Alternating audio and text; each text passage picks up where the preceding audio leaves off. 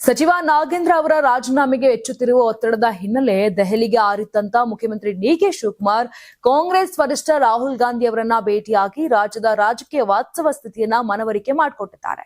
ಸದನದ ಪ್ರತಿಭಟನೆ, ಬಳ್ಳಾರಿ ಪಾದಯಾತ್ರೆ ಹಾಗೂ ಸಂಪುಟದ ಬೆಳವಣಿಗೆಗಳ ಕುರಿತು ಸಿಎಂ ವರದಿ ಒಪ್ಪಿಸಿದ್ದು, ಸಚಿವ ನಾಗೇಂದ್ರ ಅವರ ರಾಜೀನಾಮೆಗೆ ಹೈಕಮಾಂಡ್ ಗ್ರೀನ್ ಸಿಗ್ನಲ್ ಕೊಟ್ಟಿದೆ ಅಂತ ಹೇಳಲಾಗ್ತಾ ಇದೆ.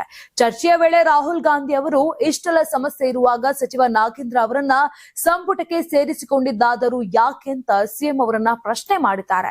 ಇದಕ್ಕೆ ಉತ್ತರ ಕೊಟ್ಟಿರುವಂತಹ ಡಿಕೆ ಶಿವಕುಮಾರ್, ನಾಗೇಂದ್ರ ಅವರಿಗೆ ಕಾನೂನುಬದ್ಧವಾಗಿ ಕ್ಲೀನ್ ಚಿಟ್ ಸಿಕ್ಕಿರುವುದು, ಜಾಮೀನು ದೊರೆತಿರುವುದು ಹಾಗೂ ಸಾಮಾಜಿಕ ಜಾತಿ ಸಮೀಕರಣದ ಅನಿವಾರ್ಯತೆಯನ್ನ ವಿವರಿಸಿ ಸಮಜಾಯಿಷಿ ಕೊಟ್ಟಿದ್ದಾರೆ ಅಂತ ಮೂಲಗಳು ತಿಳಿಸಿವೆ.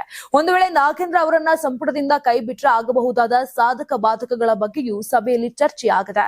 ಬಿಜೆಪಿ ನಾಯಕರು ಮತ್ತು ಇತರೆ ರಾಜ್ಯಗಳ ಸಚಿವರ ಮೇಲಿರುವ ಆರೋಪಗಳನ್ನ ಪ್ರಸ್ತಾಪಿಸಿ ಸಮರ್ಥನೆ ನೀಡಲಾಗಿದೆ. ಇನ್ನು ವಿಶೇಷ ಅಂದ್ರೆ ಸಿಎಂ ದೆಹಲಿ ಭೇಟಿಗೆ ಸಚಿವ ಸತೀಶ್ ಜಾರಕಿಹೊಳಿ ಕೂಡ ಸಾಥನ್ನ ಕೊಟ್ಟಿದ್ದು, ತೆರವಾಗಬಹುದಾದ ಸ್ಥಾನಕ್ಕೆ ಅದೇ ವಾಲ್ಮೀಕಿ ಸಮುದಾಯಕ್ಕೆ ಮಣೆ ಹಾಕಬೇಕು ಎಂಬ ಒತ್ತಡವೂ ಕೂಡ ಕೇಳಿಬಂದಿದೆ. ಇನ್ನು ರಾಹುಲ್ ಗಾಂಧಿ ಭೇಟಿಯ ಬಳಿಕ ಮಾತನಾಡಿರುವ ಮುಖ್ಯಮಂತ್ರಿ ಡಿಕೆ ಶಿವಕುಮಾರ್, ಪಕ್ಷದ ಹಿತಕ್ಕಾಗಿ ಯಾವುದೇ ತ್ಯಾಗಕ್ಕೂ ಸಚಿವ ನಾಗೇಂದ್ರ ಸಿದ್ಧರಿದ್ದಾರೆ. ಅವರು ನಮ್ಮ ಪಕ್ಷದ ನಿಷ್ಠಾವಂತ ಆಸ್ತಿ, ಆದರೆ ಬಿಜೆಪಿಯವರು ರಾಜಕೀಯ ಮಾಡ್ತಿದ್ದಾರೆ ಅಂತ ಕಿಡಿಕಾರಿದ್ದಾರೆ. ಬಳಿಕ ಹೈಕಮಾಂಡ್ ಅಂತಿಮ ತೀರ್ಮಾನ ಕೈಗೊಳ್ಳಲಿದೆ ಅಂತ ಸ್ಪಷ್ಟಪಡಿಸಿದ್ದಾರೆ.